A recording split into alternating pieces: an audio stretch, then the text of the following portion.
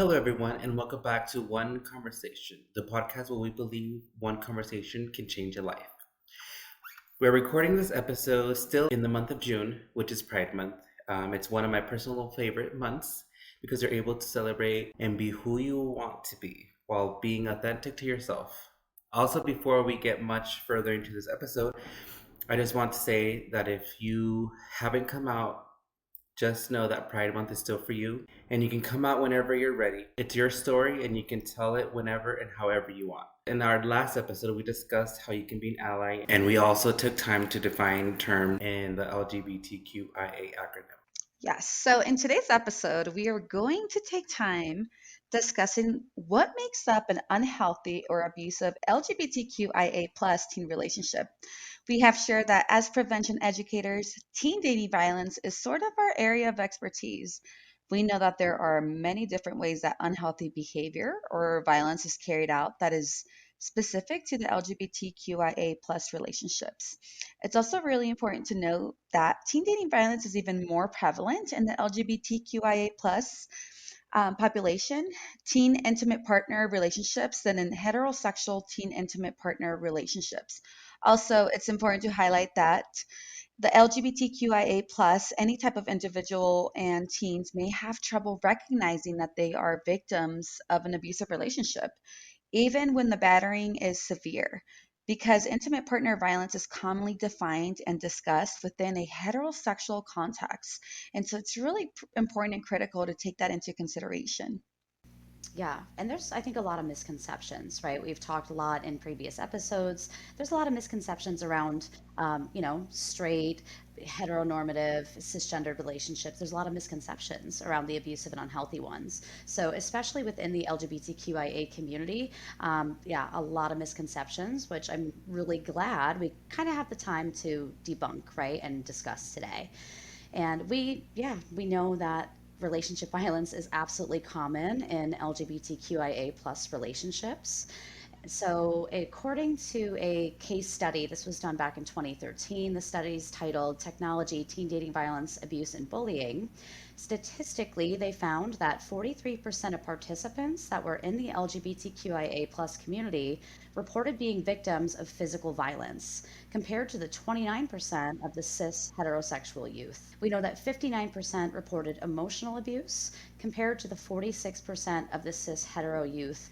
37% reported digital abuse and harassment compared to the 26% of cis hetero youth. And lastly, 23% reported sexual coercion compared to the 12% of cis hetero youth. So, yeah, we clearly do see a discrepancy here. There's higher reported numbers of relationship violence and LGBTQIA teen relationships. And so, yeah, today we're going to really take the time to discuss how the violence and abuse can be played out and also some resources. And I feel like those numbers are high either for heterosexual youth and for LGBT youth. So I just think it just kind of shows that there needs to be help for both, and if you can address like the ones Mhm. with the LGBT youth, it'll help the other heterosexual students as well. So I just think those, because both of those numbers are kind of scary to look at. Absolutely. We know that the motivation is the same for abusive partner. It doesn't matter if it's a heterosexual or same-sex relationship. They are looking for power and control over their partner in their personal life, which is the same motivation across all types of violence and abuse in relationships. Although we know some of the examples of abuse may look different, we're going to use one of our trusted wheels. I know my hosts have used this power and control wheel in other episodes on teen dating violence, domestic violence. So we also have a specific wheel for LGBTQ relationships. This is going to provide examples of how abuse occurs within this specific population. Absolutely. So we are going to start at the very top of the wheel. And although there will be a lot of similarities we will discuss, we are going to make sure to highlight some specific community examples. And so let's get started with the using coercion and threats component. And so what that may look like is making and or carrying out threats to do something to harm the victim, threatening to leave or commit suicide, driving recklessly to frighten the victim, or threatening to out them, right? And so I specifically want to highlight threatening to out them. Mm, I think when it comes to threatening to out them, it is a very common tactic that is used by an abuser because sometimes the victim may be in fear, right, or have a fear about being outed.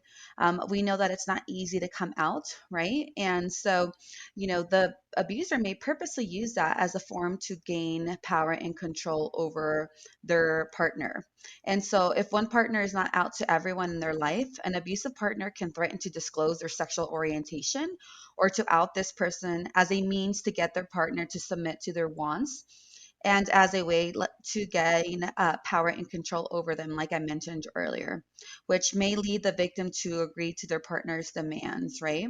The fear of being outed and the potential of, possibly losing their support system or losing, a family member or any social relationships, may be a reason on why they may submit. Other threats, or examples of some threats, is maybe threatening to out their birth name, their gender identity, and or their gender expression. The abusive partner may threaten to call the police and claim they are the abused person. The abusive partner may coerce their partner to minimize abuse to protect the image of the LGBT community, right? Knowing that there's already so much stigma and stereotypes around that. And just imagine what you calling the police is going to do, right? Abusers may coerce their partner into believing that they are the only person that will ever love them because of their sexual orientation or gender identity or gender expression. And so there's, these forms of threats may look different in every situation and may be unique, right? So I just want to mhm, quickly highlight that. Also, when it comes to uh, the next part of the power and control wheel, which is using intimidation, the abuser may use looks, actions, gestures to reinforce homophobic, biphobic, or transphobic control, mhm, right? And so it's really important to just be mindful and aware that this is something that also happens within a heterosexual relationship, but also, when it comes to the LGBTQIA plus population, this may look different because of it, right? And so we mhm, know that when it comes to using intimidation, many abusers use different tactics in a sense, in a way, and means to gain power and control over their victim. And so, they may simply give them a look, right, to make the victim know that they're upset. They may, maybe close their fist very tightly, and that may be a sign to the victim that they're really upset, and some physical consequence may come from that, right? Some physical abuse. And so there's different ways mhm. for them to be able to use intimidation, and it looks differently for every situation. Yeah, and I remember talking about, I mean, within our domestic violence episode, I think within our teen dating violence episode, how that intimidation from someone that you love and care about or someone that you trust is just so impactful, right? So even though it may not seem, right, to someone that may not seem like a big deal, it's not, physically abusive, they just bundled up their fist or they gave you a look, but I think we all know and understand, right? If you really do care about someone and they're really trying to put that fear in you, yeah, that could become really terrifying. And yeah, there's so many other complexities here, right? With all the ways that, yeah, there's could be reinforced homophobia, transphobia, biphobia along with that. And so moving into our next part of the wheel, we have using emotional abuse. And so just like, heteronormative relationships, one of the biggest components here is gaslighting. So really denying someone's reality, right? Maybe telling them that they're crazy, that this never happens, and to give a little bit of a surprise. So we're going to be doing a full episode on gaslighting coming up in the future. So we're really going to take that time and space to really go and dive into that. But essentially, it really breaks down to, yeah, kind of making someone feel like they're crazy. The things that they said were never said, right? The things that happened never happened. And so, especially in these kind of situations in LGBTQIA relationships, that gaslighting can be really pervasive, right? So maybe questioning that person and saying, if you were a real lesbian, right, you wouldn't be doing these things. Or if you were, a real gay man, you wouldn't be doing these things. And kind of making that person question their identity, right? And their identity in the LGBTQIA community. Another example of this can be maybe saying that their partners deserve the abuse because they are within the LGBTQIA community. And, this form of abuse is often the result of the abusive partner's own homophobia or internalized transphobia. Another example could be telling their partners that they're not quote unquote real LGBTQIA plus community members, maybe because they have opposite sex friends, perhaps because they have children from past relationships, or maybe they prefer certain sexual practices or used to have intimate relations with someone of the opposite sex. So, kind of using that against them to again kind of question or make them question their identity. And one last example is maybe saying that you're confused about that person's gender orientation or identity to kind of undermine them, right? Or maybe say that you're just confused. You don't know who you are, right? Maybe you say you're a trans person, but that's not really who you are. You're just confused. So, all of these ways to really kind of emotionally manipulate someone. And so the next part of the wheel, we have using isolation. And again, in other episodes, we've really talked about how isolation is one of the biggest components of unhealthy relationships. So, really kind of removing anyone in that unhealthy or abusive situation, possibly away from support systems, right? So, away from friends, away from family. And so, in these specific LGBTQIA relationships, some examples that are kind of specific to that community could look like maybe limiting outside involvement in community events, right? Not allowing someone to attend Pride or different groups where they can connect and get together with other people in the LGBTQIA community. Perhaps it's saying that, no one's going to believe you, maybe about this abuse happening, right? Because you are in the LGBTQIA community. So, no one down at that domestic violence center or no one at the hospital, the police, right, are not going to believe you. So, kind of using that as a way to keep them isolated, keep them reaching out for help. And of course, and again, this could be, exactly the same in heteronormative relationships, but really coming down to just controlling what that person does, who they see, who they talk to, and perhaps even tracking your locations or whereabouts. And the next part on the wheel is minimizing, denying, and blaming. So this is kind of like making light of the abuse, minimizing what the abuse is when the abuse happened, saying that it wasn't that bad, um, and then just even at times shifting the blame to the from the abuser to the person that's being abused.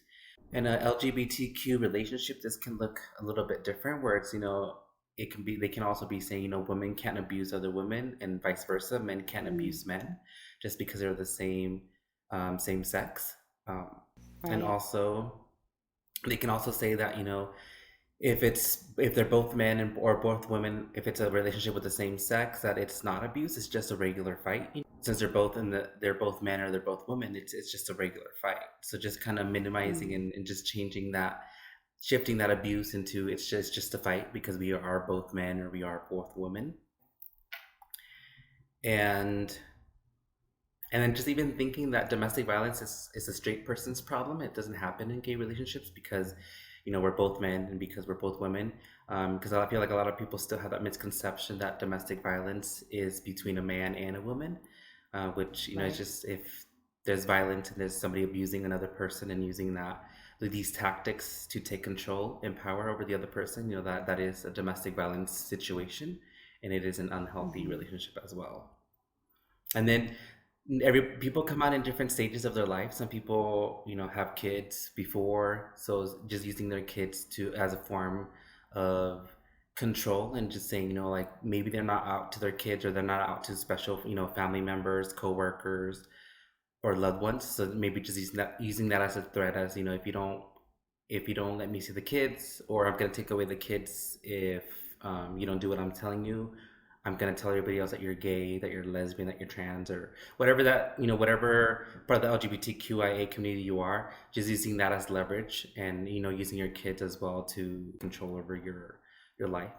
Yeah, and that's just a great amount of power. I think thinking back to discussing how there's a big misconception, right, that violence or domestic violence doesn't happen because it's two men or it's two women.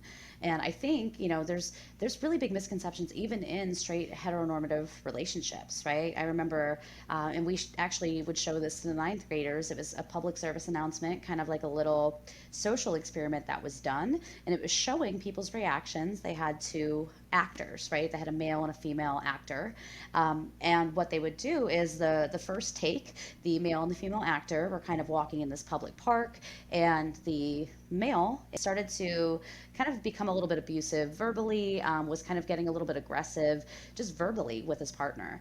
And onlookers saw this, and it took all of about 30 seconds for people to kind of step in and respond, right? And say, like, hey, do you need help? Do not talk to her like that. Some other man came up and said, hey, my office is right there. If you're not safe, come in, and you can come in there for safety. We can call the cops. So then they kind of rewound the situation, right? They, at a later time went back, did the same thing, but this time it was the female that was perpetrating and being abusive, right, towards the male. And really physically abusive, really verbally abusive. And the public reaction was completely night and day, right? So instead of having concern and, bystanders that were kind of coming in to help, like they were in the first situation, this particular group of people in this public space were laughing. We're kind of watching this occur, right? Watching this man get hit, watching him be, really aggressively, like pinned up against a wall and spoken to, and just really demeaned. And there was no reaction, right? And so just thinking about how there's a general idea that like it just doesn't happen to men, even in these straight heteronormative relationships. Yeah, of Mhm. course, there could be a huge kind of misconception when it comes to two men being in a relationship, right? And just the cultural way that we view men and their susceptibility to being victimized. So yeah, I think that's a really important thing. And I'm happy that we went over that today. Absolutely. Thank you for highlighting that, Lisa. So, the next part of the power and control component is using privilege. And so, using privilege or ability to pass as straight, cisgender, to discredit, the victim, to put the victim in danger, to cut off access to resources or use of system against the victim. And so, also, what this may look like is treating the victim like a servant or the abuser making all the big decisions. Maybe having the abuser define each partner's roles or duties within the relationship, using privilege also to, I mentioned, cut off access to resources. And, what could happen is an example of that is, the abuser may manipulate the victim to believe that no help is available or no support systems are available for them because of their gender orientation or identity, right? And this is something that the victim can easily believe because of their past experiences, right? So it's really important to know that this is something that is real and definitely something that a lot of victims experience.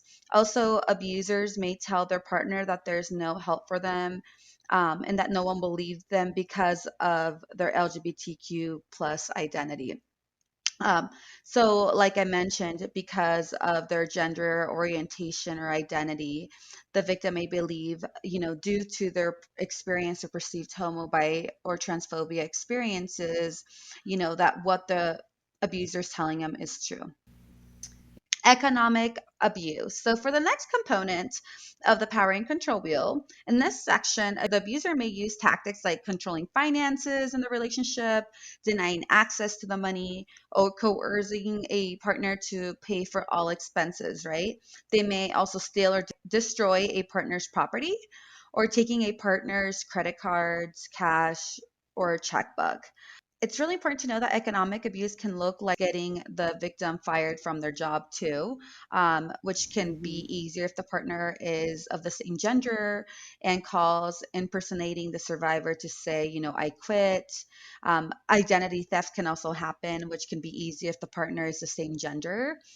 Using economic status to determine roles in the relationship is something that can also kind of fall under this component.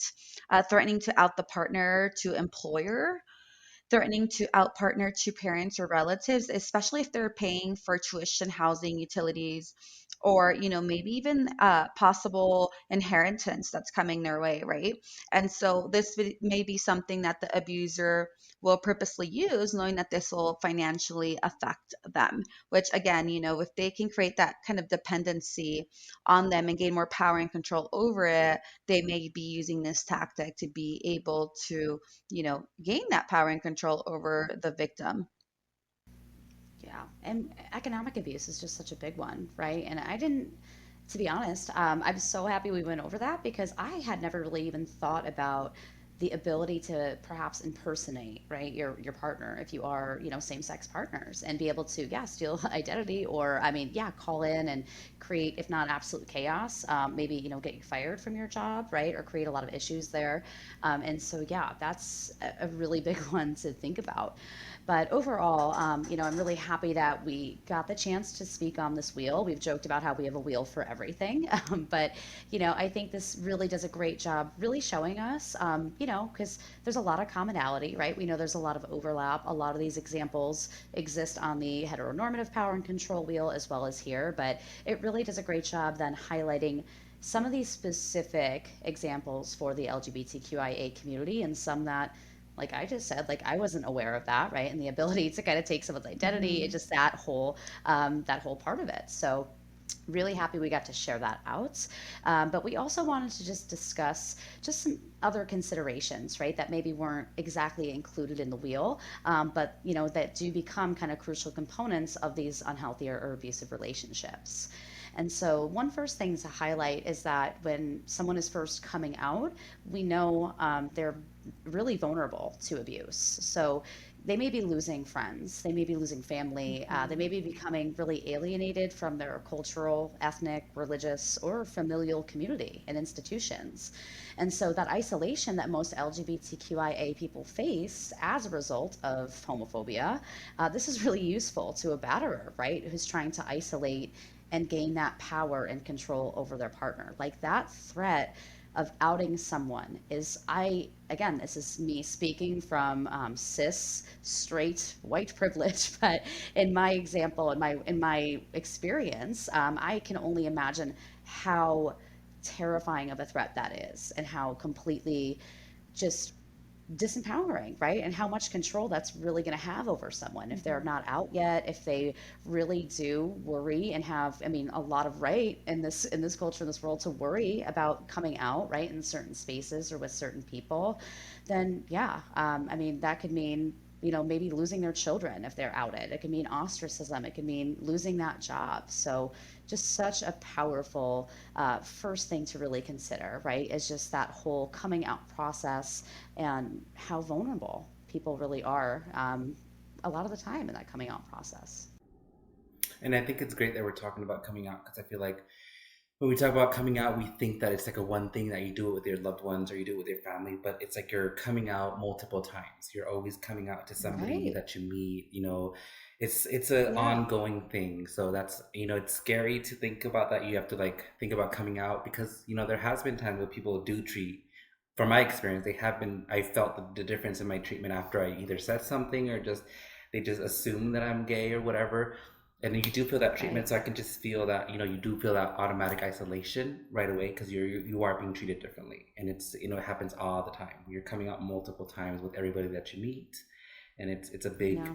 and that's a big power over somebody else to kind of use that, because I feel like a lot of people within that gay community has felt that. Many of them have felt that, in some Hmm. way, form that isolation just by coming out. So it is something that you kind of have in the back of your mind. Am I going to get treated differently once they find out? Should I tell them? Right. Is this a safe place for me to be in? And it's like things that you consider that because we are LGBT or because I'm, in part of the community, it's something that's always lingering. Like, is this a safe place for me to be who I am? To be authentic. And safety. That's what I was gonna echo that, right? I can only imagine that it's a constant feeling of, am I going to be safe doing this? And again, that's from a place where I don't understand that experience, right? But Mhm. I can only imagine that that's such a huge fear is for your personal safety. Yeah, and I think that, just kind of speaking on vulnerability, because I know we've discussed vulnerability many times in past episodes, and you all know that the struggle is real for me in regards to being vulnerable. So I can't imagine how it must feel for someone that is part of the LGBTQIA plus community, and having one of the most vulnerable parts of you, or one of your one of your secrets, just being exposed or threatened to be exposed, Hmm. not just to specific person, but possible multiple people. I just can't imagine being in a situation like that and how hurtful that could be. And so I just want to say that there's so much support, for anyone Hmm. that's in the part of the LGBTQIA plus community and is experiencing something like that, or is being threatened to be outed, right? It's super important that you kind of gain some support, or have a support system to help you through that process, because it can be very traumatic. And I just can't imagine going through that and being alone or feeling alone. It's really heartbreaking when I really think about how that could be for someone. And so I just want to highlight, not only is that not okay for someone to do that, right? But that is a form of abuse, like, we just went over. So again, make sure that you kind of, reach out to a support system. And I know we'll be talking a little bit more about that in just a second, but I just wanted to quickly highlight that. Support is big, and you come out whenever you're ready. But moving on, some other power tactics in consideration are using vulnerabilities. A batter may use their own vulnerabilities, such as isolation or by ostracizing the other person, just like Lisa said earlier, in order to coerce or pressure their partner into staying with them, caring for them, or even making them the priority. And I feel like sometimes many people have that same experience. I call it the gay experience, using that as a way to control the other person.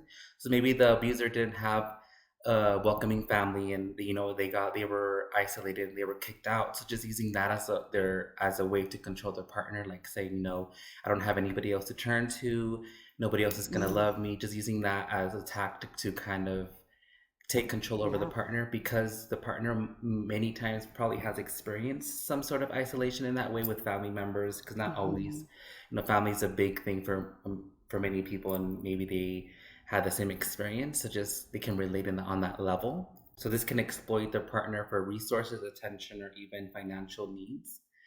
As being part of the gay community, often many people experience these different types of similarities, because being part of the LGBTQIA community, there are similar experiences that we can empathize or relate to, or in some way it's happened to Hmm. you. So they're on that same level already. So just kind of using these situations that maybe either they may not experience themselves, but they know other friends, within that same community. It just can have a big control the other person and not really listen to their boundaries or listen to what the other person is wanting to get, out of the relationship. And it's going to be like a one-sided thing just because the abuser wants their needs to be met. Absolutely. Yeah, I can definitely see how an abuser would use that tactic, right? Yeah. Really kind of use that coercion manipulation to be able to really kind of have their partner become compliant, knowing that, they Hmm. have some form of understanding or empathy towards what they're, experiencing or what they've gone through. And so because of that, they may be really kind of exploiting that and taking an advantage of that. So yeah, I think that's such a great point to highlight, and could possibly be very validating for those that are Hmm. experiencing that. So, just really quickly, want to expand on the section that was part of the will on using children. It is important to know that in many states, the LGBTQIA plus individuals are not allowed to be the legal parent of their children, especially when the abuser is threatening to reveal their sexual or gender orientation to child or children or others, to jeopardize parent child relationship, custody, or relationships with family, friends, school, or others. Okay, so just think about that for someone that has not come out completely, and just having that held over your head and knowing that because they have been discriminated against, because they have been treated differently prior, or because of what they've witnessed others from the LGBTQIA experience, this is a real fear for them, right? And so, Yeah. even in states where LGBT parents' rights are protected, not everyone has the access to systems to assert their rights. So, for a non biological parent, the threat of having no contact with their child makes leaving an abusive situation even more complicated. And I think that's something real and something that is really important to highlight and discuss. It's heartbreaking, absolutely heartbreaking, right? To really think about that. And yeah, debilitating. If that's, your real and honest threat that just because of my identity and, who I am, and yeah, I could have my children taken away, right? If I do choose to disclose this abuse or leave the situation. I mean, yeah, for a lot of individuals, parents in that situation, it's going to be debilitating. And that kind of leads us right into our last consideration outside the wheel, which is really keeping in mind that, there's an opportunity to kind of leverage the institutional violence that the LGBTQIA community has historically faced, right? So just kind of those laws, right? And the ability to, have children taken away because you're a part of that community, really speaks to that. And we just know that, outside of some of these specific laws, there's been a lot of discrimination, violence, oppression with experiences within law enforcement, right? And so, yeah, that's going to be another big vulnerability and something that that abuser can really leverage, right? And really speak to. That, if you go to the police, of course, they're not going to help you. And maybe, all these awful things will happen, right? Because look at the ways in which we've been treated in the past, or this community's been treated in the past. And also within the medical system as well. And especially trans people have specifically faced a lot of discrimination and oppression within our medical system.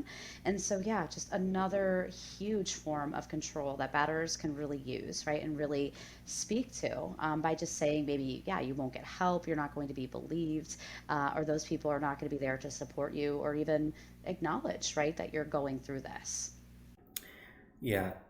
So now that we have a lot of knowledge about warning signs and forms of manipulation and abuse that can occur, let's discuss what we can do to support someone if they themselves are in an abusive situation, or perhaps if maybe a listener has recognized that themselves that they're in an unhealthy and abusive relationship after learning these things today.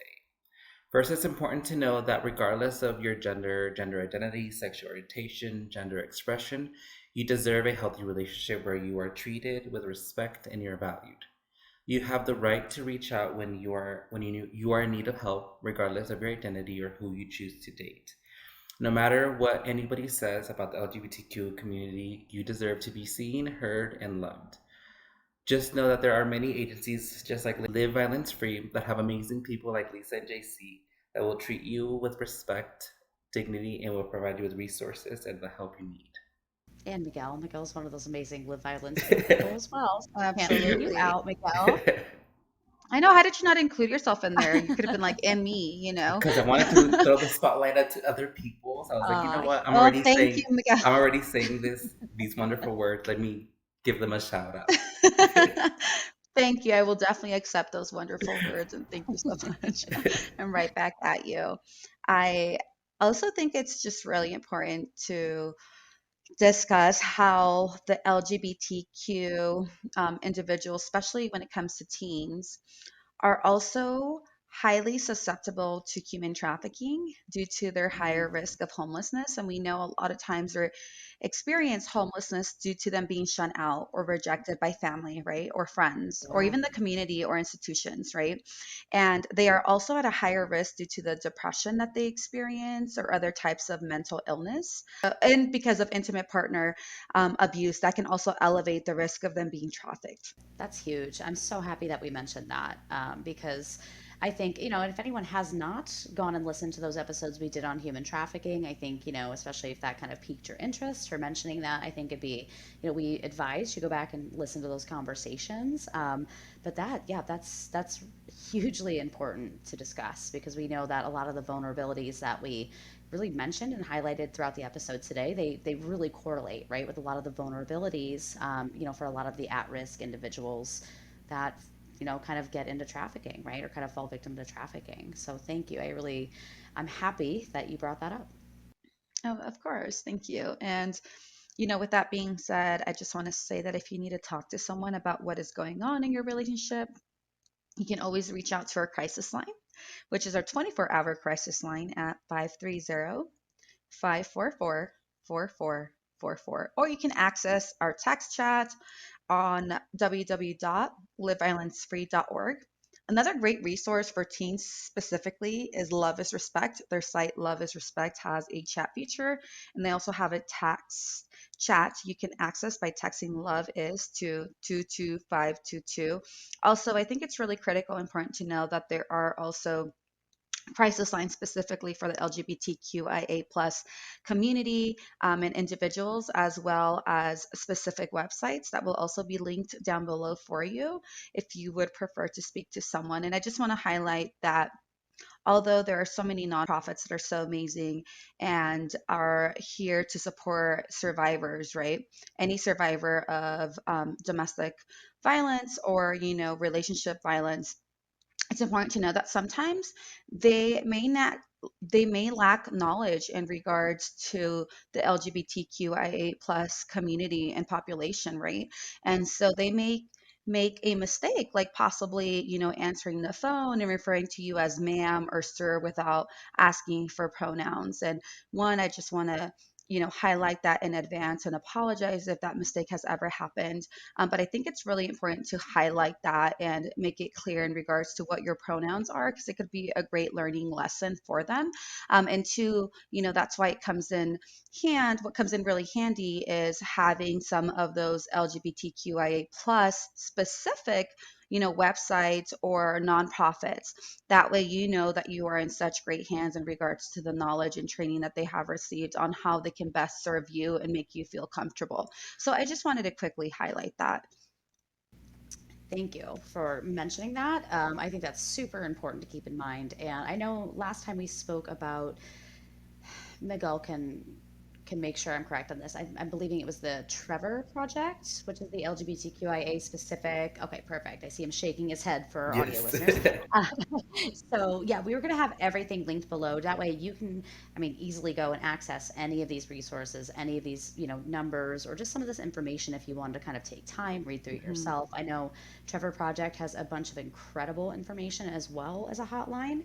And so we'll have everything easily linked below for you.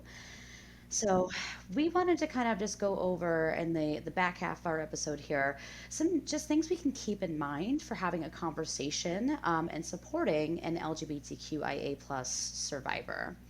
And so, first, it's really important to just listen, right? And this, I mean, this comes into anyone having a conversation about a difficult relationship, and especially within the LGBTQIA community, right? Especially maybe this person, has not technically come out yet. So maybe like hearing this story and this experience, it's kind of them coming out as well as sharing this abusive experience, right? So really important that we are just there to listen, right? They have our undivided attention while they're having such an important conversation with you.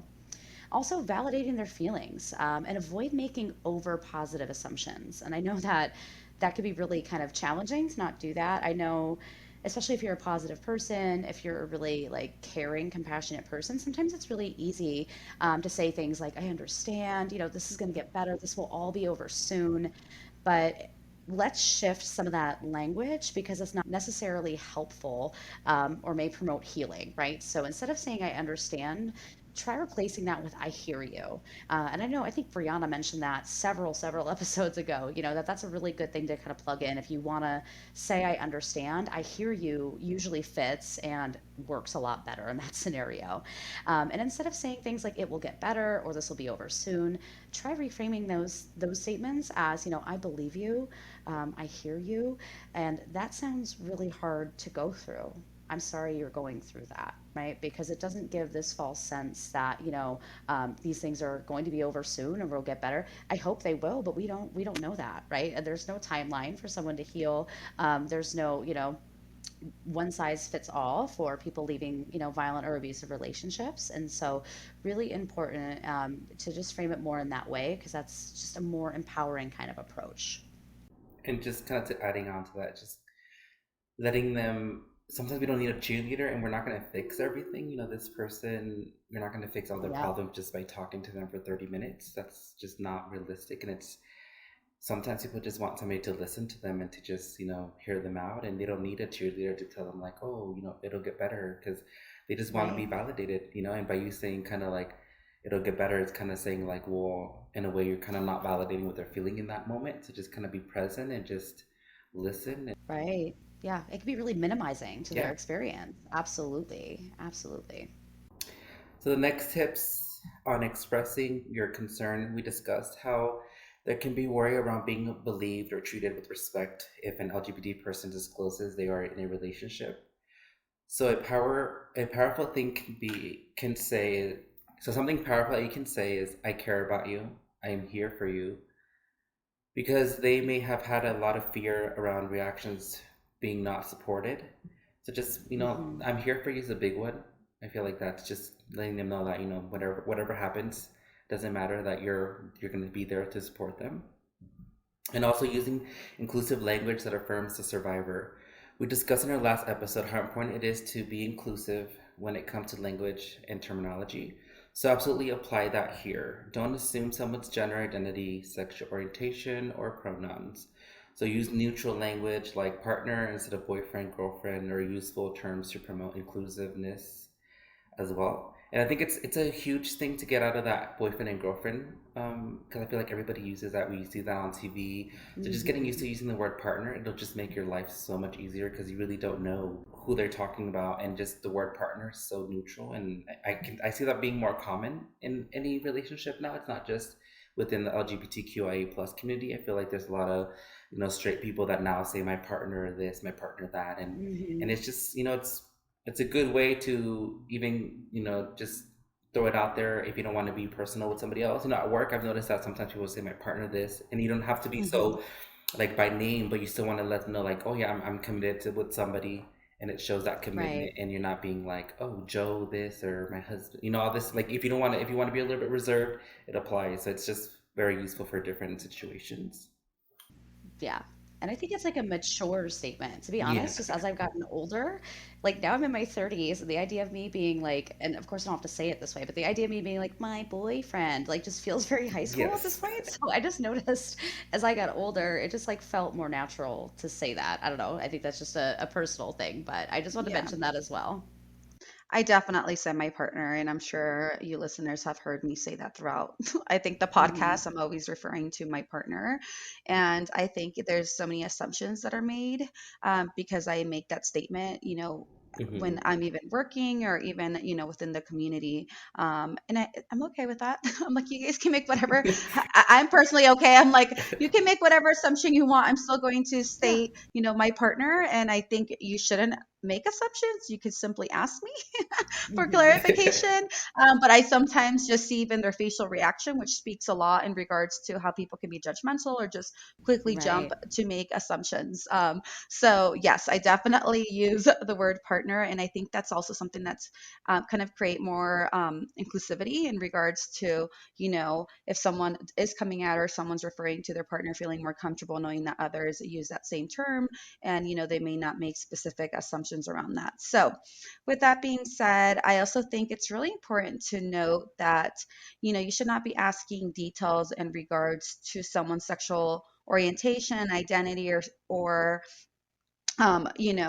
just their gender. So I think that's something to quickly highlight. It's really important to specifically ask for pronouns, but not specific details or specific details on how they came out and how others Hmm. reacted, unless they've kind of built that rapport with you already and are having a conversation around that.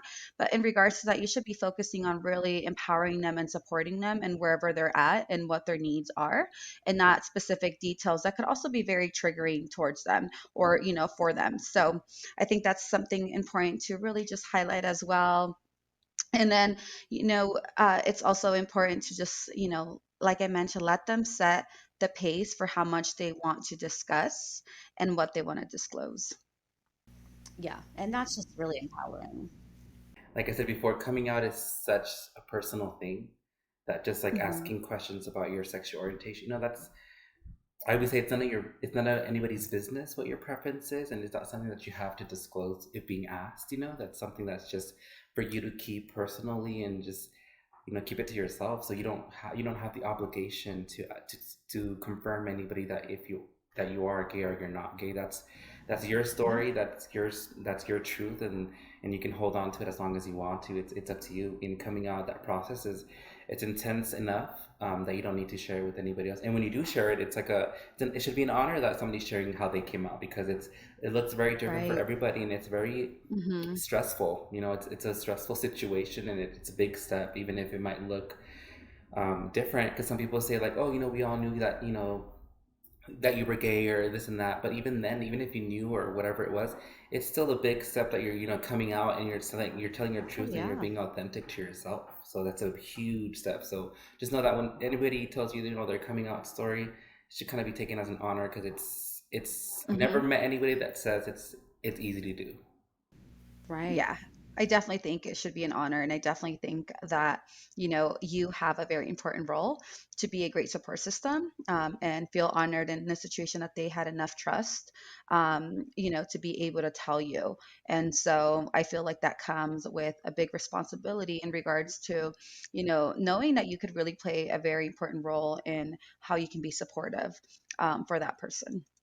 Absolutely. Yeah. I'm just so happy for this whole episode today. I think that a lot of this conversation, I was just, yeah, really thrilled to bring to this platform, right? And really discuss, because I think there was a lot of misconceptions. I think just to be able to talk about a lot of the different types of abuse, but then just a lot of the considerations. Miguel, I appreciate so much you drawing upon your own personal experiences and really sharing that Mhm. out, because, yeah, I think there's just a lot of complexity. There's just a lot of ways in which, especially when you are straight, cisgender, or just not in the LGBTQIA community, and perhaps don't have a lot of exposure, right, to the Mhm. LGBTQIA community. A lot of these things can be not only misunderstood but not known at all, right? And so just Mhm. another big component to how, especially, right, talking about violent and abusive relationships, how these things can really kind of like manifest and occur, right? Because no one really knows or understands the dynamics, so there's not really individuals to maybe step in, right, provide support or like education around these subjects. And so I'm really happy. And before we head into our meditation, we just want to share out a few last kind of supportive, appropriate, trauma informed phrases or things that you can say to an LGBTQIA plus survivor. And so some of those phrases, because, personally, I'll say this, doing this work, after a period of time doing work like this, you just get very ingrained where, yeah, you don't have to have like phrases written down, right? But especially at first in this role, in this position, I really kind of looked to just empowering statements, right? And really kind of correct things that I could say as a guide, right? Because these conversations, they can be really difficult, right? Even just being the Mhm. supportive person can be so difficult. And so it's just good to have kind of these little like templates, right? And things just in mind. So, of course, we've said this before. A big one, a big statement you could use is, I believe you.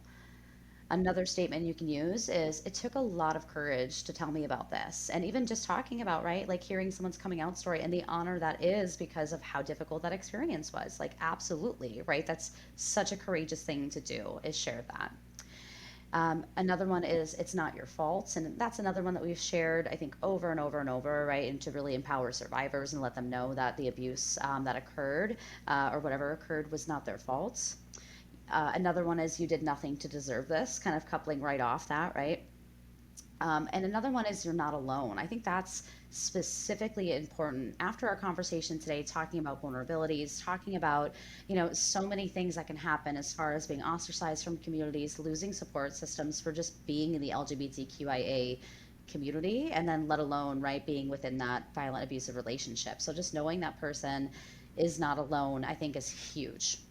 And one last one, I care and I'm here to listen or help in any way I can. So even if you're just the person that does just sit there, listens without trying to give advice, without trying to give, a timeline for when this is going to get better, maybe you're the person that just finds the hotline number. Maybe you dial the phone for them, or maybe you sit with them while they make a phone call, right? Or utilize that chat feature so they can reach out and talk to someone.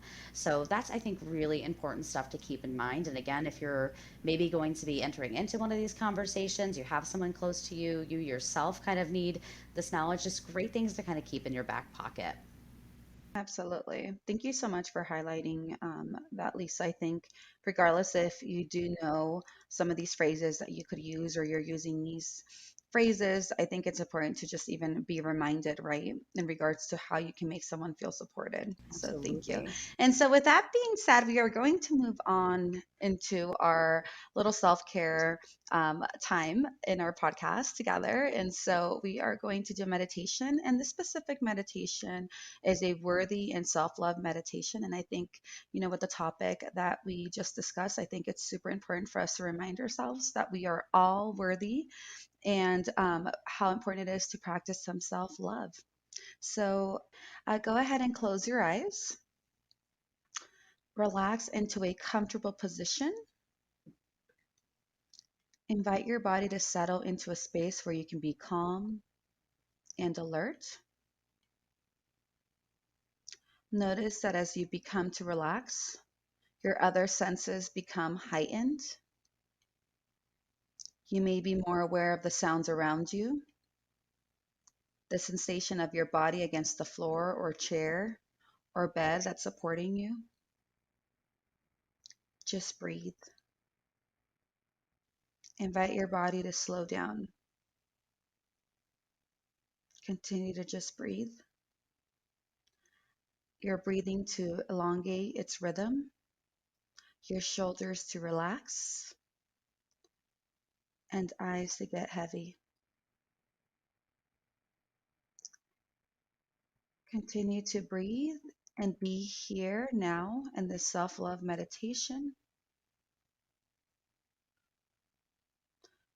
Surrender to the power of your body to bring you to the present moment.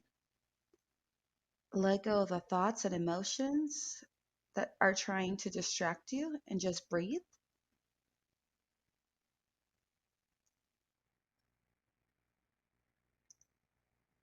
You are meant to be here just the way you are. You are worthy. Continue to just breathe. You are worthy of showing up in this life, of this self love, of being seen, being heard, and being respected. You are worthy of great love, incredible friendships. You are worthy of being part of this conversation. You are worthy of creating the conversation. Continue to breathe. You are worthy of a healthy body, a healthy mind, and living the life you desire. You are simply worthy. Continue to breathe.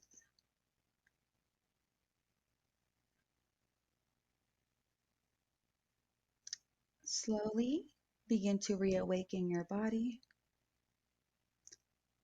Move or stretch some of your muscles. Slowly open your eyes, and you can reawaken and join us when you're ready. Thank you for that, JC. That was so nice. I'm ready to start the day. I'm not a morning person, but right now I'm ready to go take a jog. And are you feeling worthy, Miguel? Of course. Awesome. Okay, so I just want to give a big thank you to the listeners for taking the time to gain a better understanding on how unhealthy and abusive relationship exists within the LGBTQIA community, and also what you can do to either as a community member or as an ally to support someone who is in one of these relationships. All of the resources we discussed are linked below, so please continue to do your own work in understanding the complexity of the relationships and considerations for allyship. And to my LGBTQIA community members, just remember you are seen and you matter. There is nothing wrong with you. Just keep channeling your inner unicorn and remember that there's resources for you. Thank you, and we hope you will join us for our next conversation.